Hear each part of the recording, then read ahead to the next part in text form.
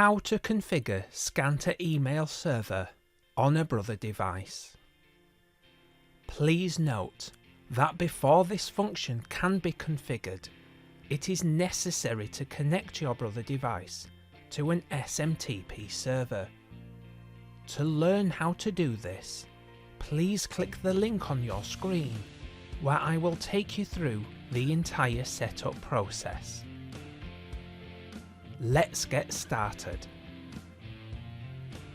Open a web browser and type the IP address of your Brother device in order to access its internal web server. Then type its admin password and click the login button. Find and click the scan option. Then click the Scan to Email Server option.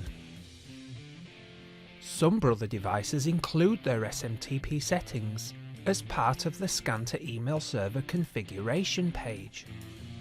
Please ensure that you already have these configured.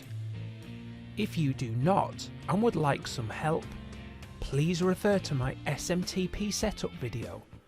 A link to it is in the description.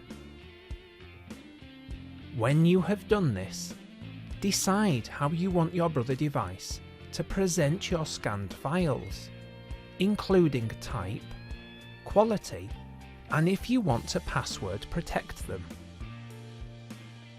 Decide if you want to enable the transmission XMIT report from the report drop-down list.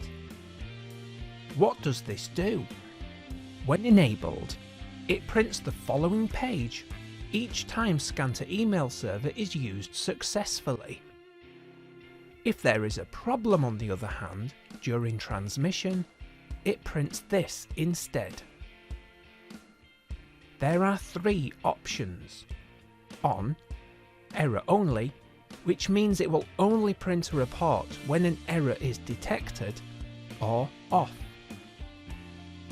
When used alongside one of the device's security features, such as Secure Function Lock or Active Directory authentication, this setting automatically loads each user's unique email address into the Scan to Email Server function. When you are ready, click the Submit button. It is now recommended that you test your settings by enabling both of these options.